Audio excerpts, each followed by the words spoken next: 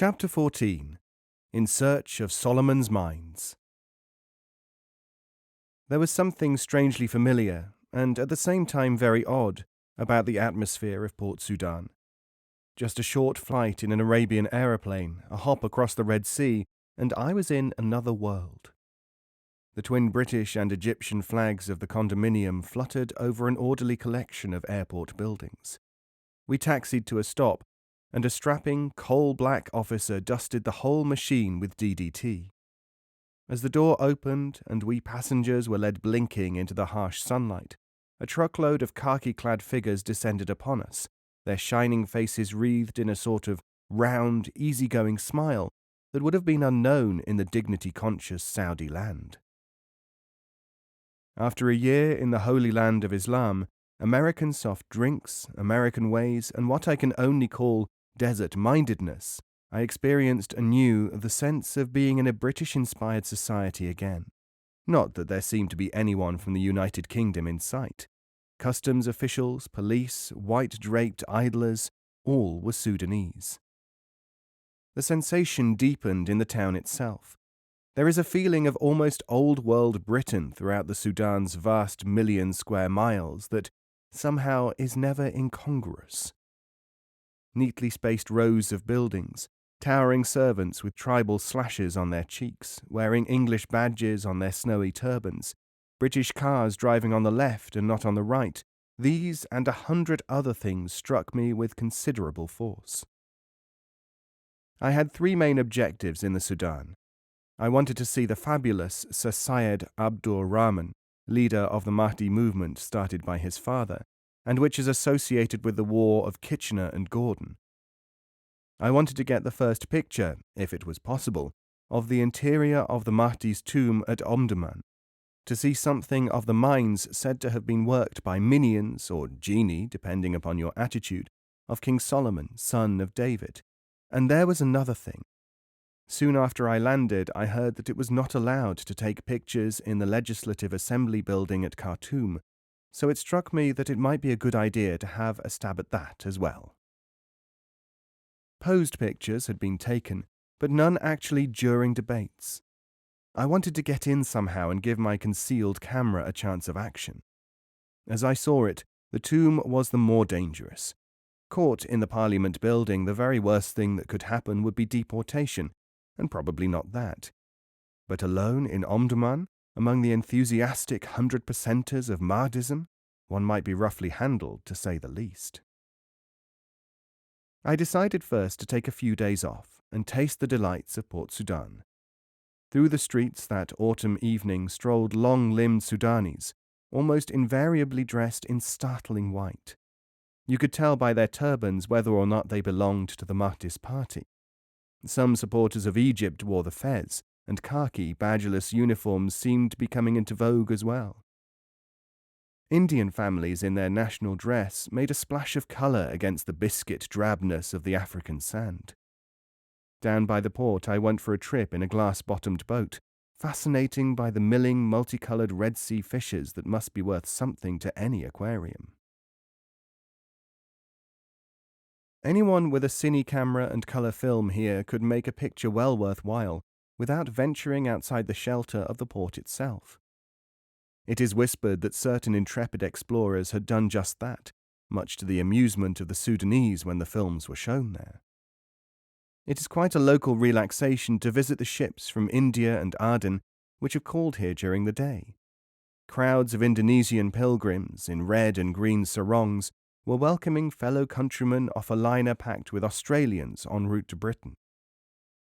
As a party of English-speaking tourists stopped to watch the self-inflating bluey jellyfish washed up on the shore, I raised my camera, forgetting my Arabian robes, sandals, rosary, and curly black beard. "Could I have a picture, please?" They seemed frozen to the spot.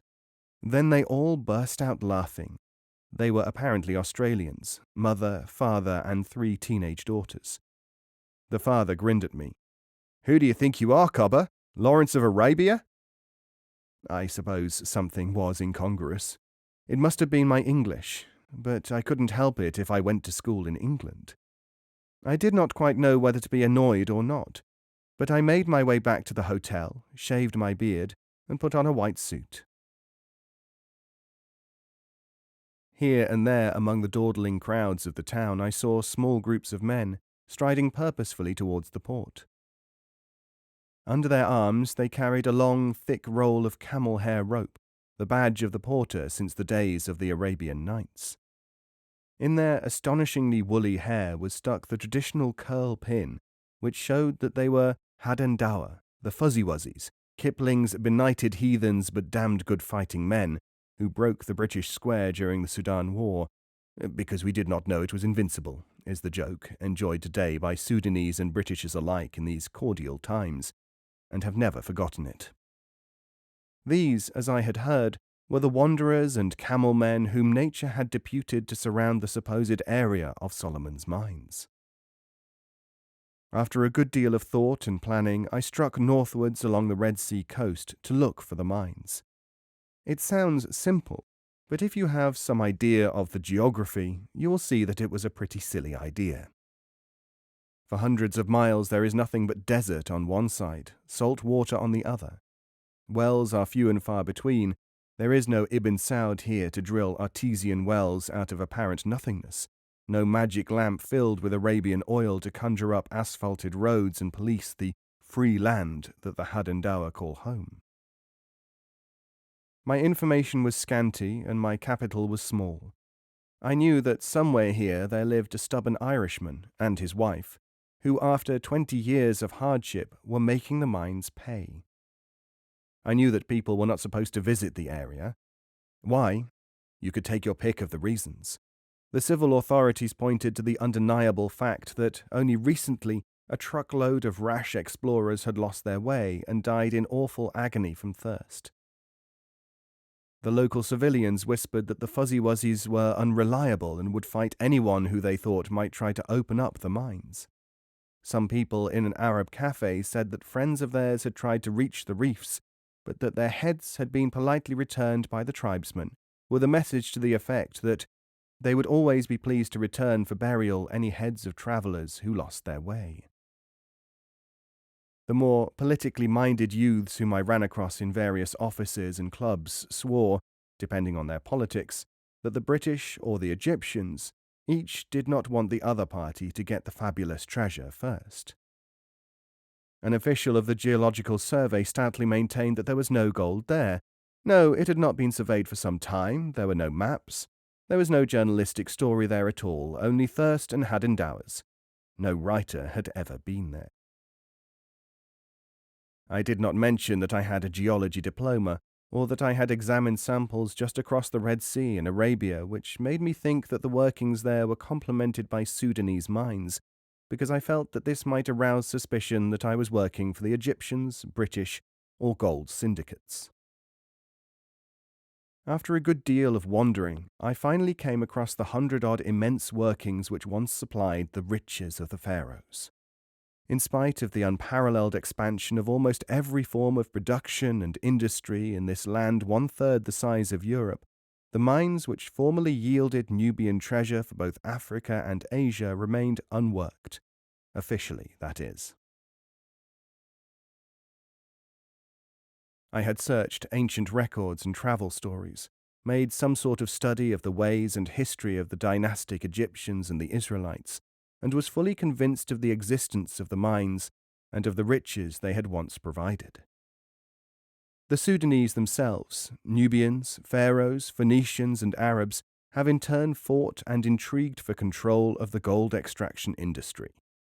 Today, working somewhere among the gigantic 6,000-year-old slag heaps, was that lone Irish miner. I found no trace of him then, but met him later in a luxury hotel in Khartoum, where he was spending a holiday with his wife. He told me that things would be very much easier if local capital could be interested in the scheme for reopening mines, but money begets money so fast here in cotton that there was really very little chance that anyone would put anything into gold. He told me a good deal about the area where he worked, but for certain reasons I was not able to say that I had already been over the field. At one place, near Darahaib, I found 2 slate castles, probably dating from pharaonic times, towering over workings extending many hundreds of yards. Here the gold-bearing rock still reaches a thickness of as much as 12 feet, and assays showed the comparatively high yield of 4 ounces to the ton. But how to provide water for the washing processes, where to get and how to transport crushing rollers, amalgamation tables, how to gain the sympathy of the hovering Hadendower, and how to make them work for you, especially when they could, and did, do their own mining on a modest though sufficient scale. They are not a greedy people, and the offer of greater riches than they could themselves win from what they regard as their own mines would not in the least attract them. When the Sudan and Abyssinia formed one country, the undefined up-country area of the ancient Egyptian hinterland, this and no other was the center of feverish activity to extract precious metal in response to the emperor's incessant calls.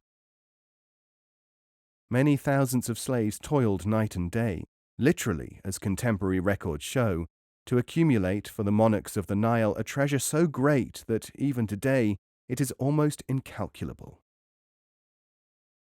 Gold became so abundant throughout Egypt during the time of Menes, the first known pharaoh, that the value of silver in comparison was actually higher.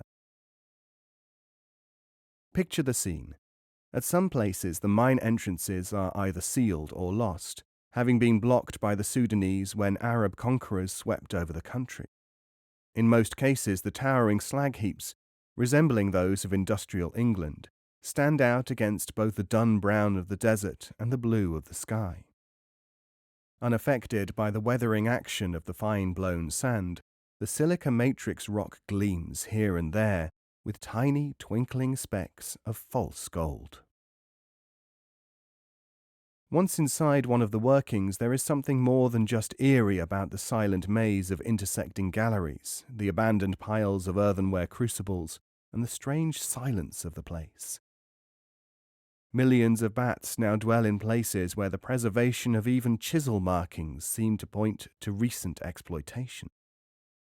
But it is impossible that such tunnels could have been dug without literally thousands of labourers.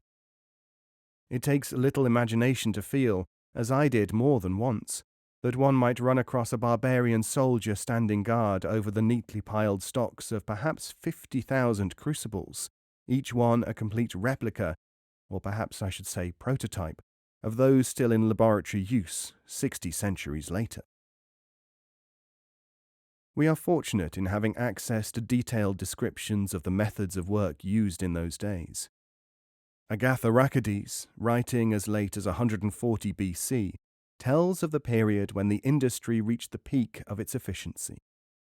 Thousands of war prisoners and sometimes entire families slaved in the fury of near-equatorial heat under the lash of relentless barbarian mercenary guardians. He describes how the vast numbers employed are bound in fetters and compelled to work night and day without pause and with no hope of escape, for they are under savage soldiers who speak a foreign tongue, and there is no intercourse possible between them.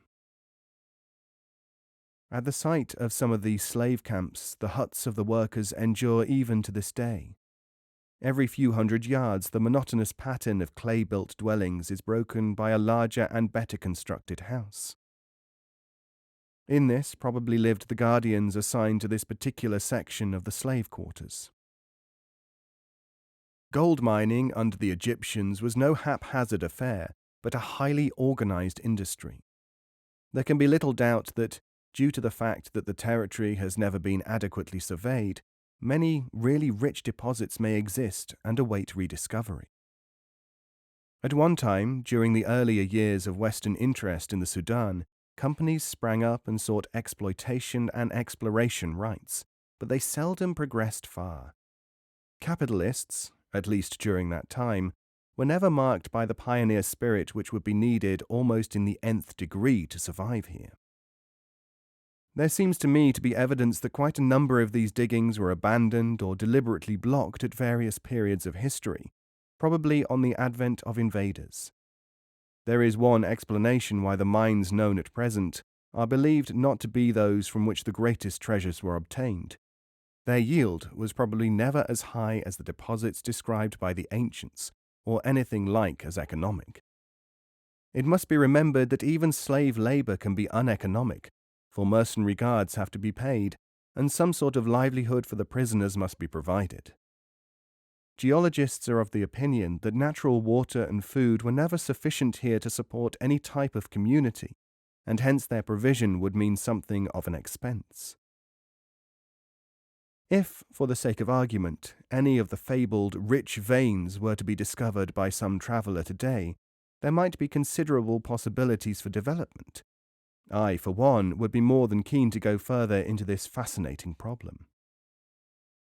With the tunnels still intact and some of the ancient equipment available for the using, it is not surprising that the local fuzzy wuzzies carry on something of a skeleton industry in gold extraction themselves. Taking pieces of gold-bearing rock, which they have learnt to identify, the wily warriors crush and separate them, much as their predecessors did several thousand years ago. The Nubians of this area alone by the 17th century BC, it is recorded, were providing Egypt with a tribute of £750,000 worth of gold each year from their own mines. By the time of the 19th dynasty, in the 14th century BC, the gold mines were stated to be sending the present-day equivalent of £650 million sterling annually, as Diodorus informs us in his chronicles. And most of this was sheer profit. The prisoners were not paid or clothed. Their houses were built by themselves. No attention is paid to their persons. They have not even a rag to cover themselves. And so wretched is their condition that all who witness it deplore the excessive misery they endure. No rest, no intermission from toil is given to the sick or maimed. So wrote Agatharchides. There are still mysteries surrounding the strange deserted Nubian mines. It is not known where the ancients obtained the water that they must have used. While there are some mines near the Nile banks, where water could be had in plentiful supply, yet in other places the nearest spring or well may be 100 miles away. It is obvious that water was used.